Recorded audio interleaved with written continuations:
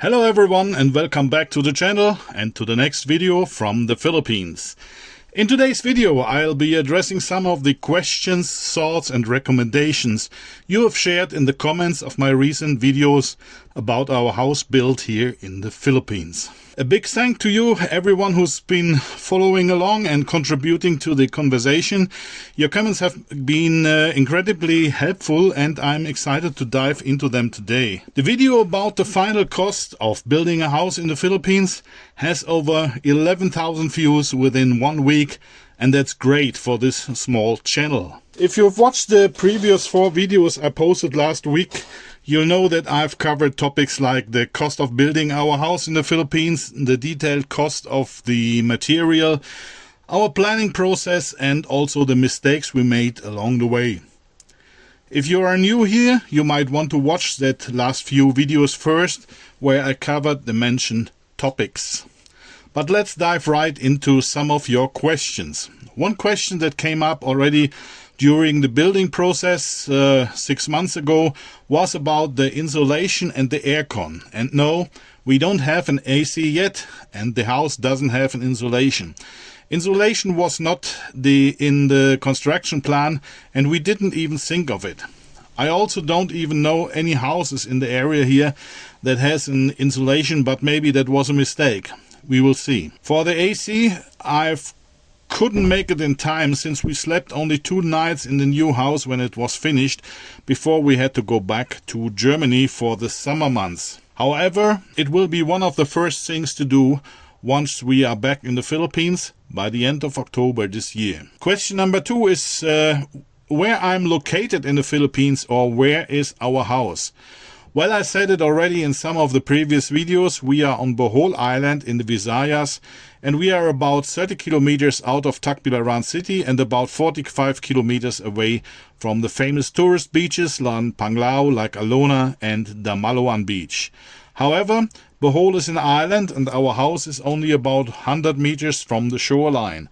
This is not a typical tropical beach that we have here, and there is another issue which I will make another video about the situation once I'm back in the Philippines. Some people gave me that advice that I, as a foreigner, cannot own land in the Philippines, and so I would probably lose all my money and my wife would kick me out once the house is finished. You know, I know that. I've spent the last 24 years of my life in Thailand and in the Philippines, so I'm well aware of the situation. And that's why I didn't spend any money for that house, and of course I also don't own it. House and land belongs to my wife, and she built it with her own money and on her own land. I just gave some advice and some ideas, and also the layout of the house was on my advice. But that's it. If my wife wants to kick me out, it's fine with me. I'll go back to Thailand or even Germany in the worst case. Next most common question was about the price for the land. How much did I pay for that? Well, nothing. It came with the wife. I can't even tell you how much the land would have been if we had to buy it. In general, you can find a piece of land for any price. It's pretty cheap in the province, and it gets much more expensive the closer you come to a big city or to a tourist beach. It's very easy to find the land in the Philippines. Just drive along with a car or motorbike and watch out for the signs right and left of the road, like lots for sale or house and lot for sale. Then call the number and ask for the price. Some people told me that I pay way too much for that small house and that you should never hire a contractor to build a house. I said that in one of the videos already, that you could save a lot of money when you build the house by yourself and buy all the material by yourself. I know that. But we could never have done it in the given time we had, and we would have a lot of stress too. There are also a lot of things and ideas in the offer I never thought about by myself, and now I'm happy to have it.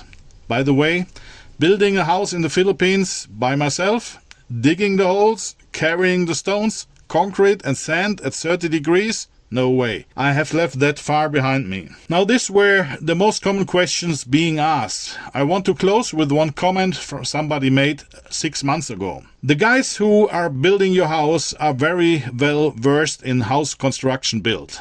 I see very few homes built in the Philippines that use vapor barriers or plastic barriers before putting rebars down. They are also using spacers to elevate the rebars to give the flooring more strength and prevent cracks in the floor area. I also noticed that they are using compactors to level the floor foundations, which I also rarely see. If you are using a legitimate constructor, he is very knowledgeable in construction home build.